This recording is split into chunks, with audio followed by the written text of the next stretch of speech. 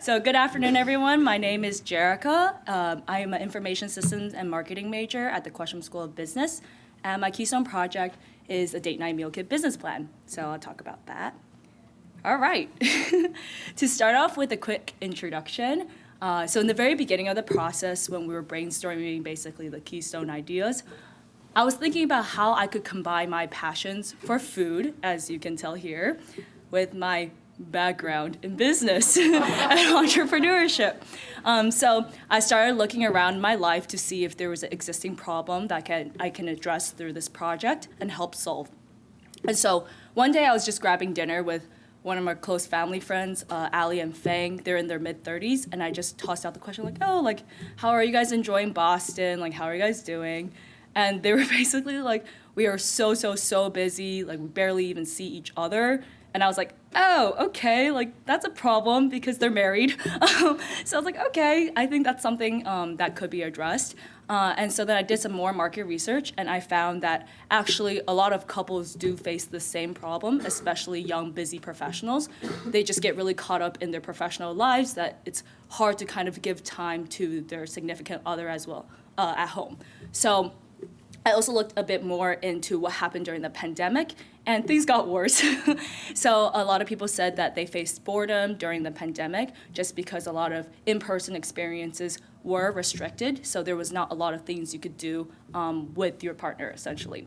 And then what I also found in my research is that there is a direct connection and correlation between spending quality couple time with the quality of relationships. So I kind of found that connection there, and I'll try to see if I could piece that together, essentially to be able to help nurture healthier and more positive relationships. And so that leads to my product idea, which is this date night meal kit business targeted towards busy couples to try and help and revive their relationships sort of through food. And so the whole idea is that this is a date night meal kit box that gets delivered to a couple's home. And inside it will include pre-measured out ingredients of a simplified recipe that you can cook together with your boyfriend, husband, girlfriend, wife, etc. And that would be kind of the whole experience, and it will help them save time and the energy to plan that date night. So that's kind of the whole idea.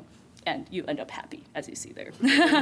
And so this leads to my deliverables, which was a 15-page business plan and a prototype box. And I split it into marketing, operations, and finance sections, which I'll kind of break it down through, talk to you guys about in the next few slides. So in the very beginning of when I was trying to develop my business plan, I sent out a preliminary survey just to kind of gauge interest and also create a direction for my business plan. So really positive results.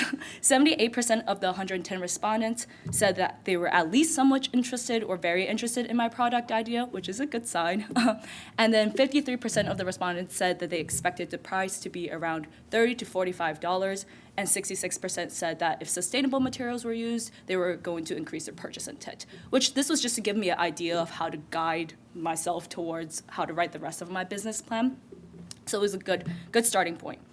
And then going to this marketing section, so this is where the bulk of my research process I spent time on was I basically tried to determine my target market. So I know that I want to target busy professionals, but I think it was important to really define a more specific and narrow focus, a set of characteristics for the type of people that I want to target and to design my strategy towards.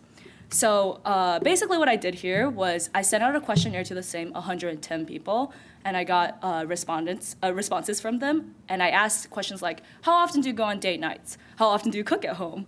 How many hours do you work usually during the week? Your gender, I don't know why it's like that. Your length of relationship, just a set of demographic and behavioral questions. And then I asked them how likely they are to purchase my product. And then what I did was I plugged them all into Excel. You'll see here, it looks like that. You don't have to worry what I did there. But I coded it into zeros and ones, ran a bunch of regressional analysis on it. And long story short, what this does is that I can figure out which set of characteristics correlates with the highest purchasing intent.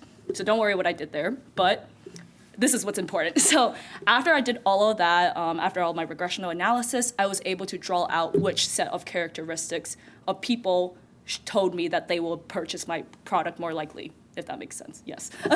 And so the conclusion is I would like to target millennial couples who have been dating 1 to 3 years, who are relatively busy and don't often cook, but enjoy frequent date nights. So these are the people who told me that they were most likely to purchase my product. So this is really important, I think, just in business in general, to know who you are targeting, who's more likely to buy your product, because then the rest of my business plan, I will focus towards this set of people. So moving to operations, this is just quickly to explain how I envision the whole operational side to look like. And the whole idea is that couples can sort of order these boxes at least 48 hours in advance through a website for Thursday, Friday, Saturday deliveries. And then I will assemble them in a ghost kitchen, which is basically a kitchen without a restaurant, put it together, and then deliver it out at the time they want to on Thursday, Friday, and Saturdays. And I will be the driver to save labor costs as well. So everything will be done by me. And this is like kind of the idea, at least in the early stage. So that's the operational side of things. And then finance.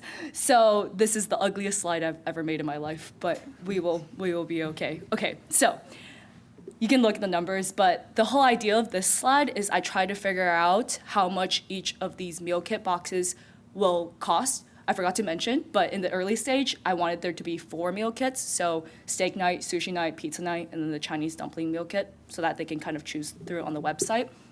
And with the help of my advisor, Chef Nick, who helped tremendously throughout this whole process, we were able to kind of figure out how much the raw materials would cost based on the recipes I included in the boxes. And then I added on the packaging cost to figure out the total cost per meal kit. And then I added on some of the fixed costs to consider, such as rent, marketing, the driver's wages at later stages when I'm not the one driving. And then through that, I was figuring out all the costs, and then I forecasted demand, and then that's how I got my profit graph over there.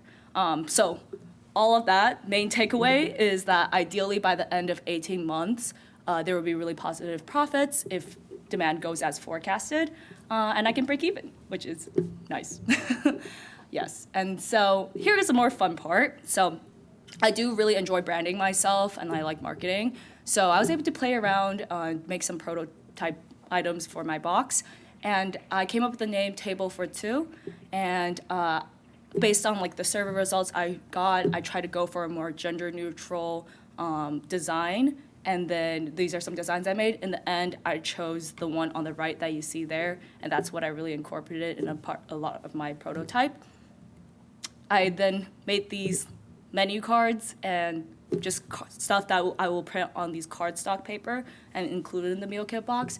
And once again, I was trying to, connect it back to my branding, which is more of this like casual, fun, playful vibe, while also having like a luxurious touch to it. So this is what differentiates it from other meal kits that exist. It's not just for convenience, but it's really about the experience of cooking and preparing a meal with your significant other together.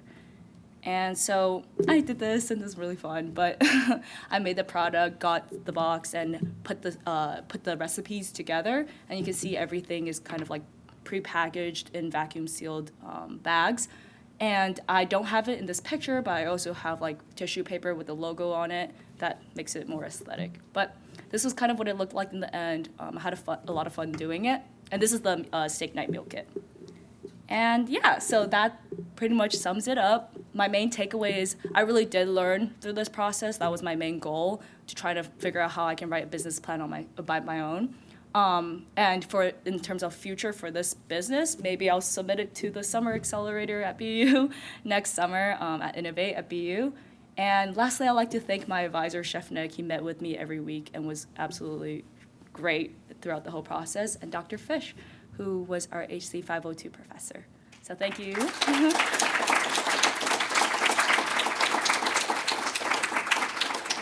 I think we're taking questions and orders, pre-orders. Hi, thank you for that. This is so cool, and I love the name also. Oh, thank you. I'm curious, through sort of this project or through Chef Nick, would you have access to get some of like materials in bulk through like Chef Depot or anything? or would you be planning on sourcing them? I'm just curious about sort of your plans for sourcing.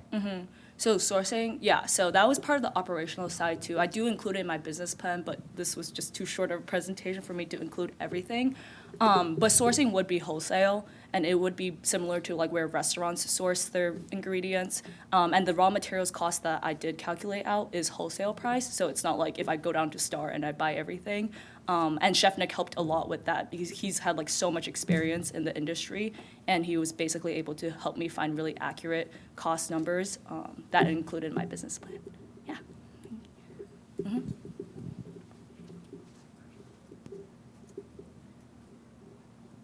I kind of want to ask about your process with choosing the recipes you wanted to include. Like, did you intentionally choose recipes that you knew like each person would be able to take a role and like contribute equally to the like process of cooking?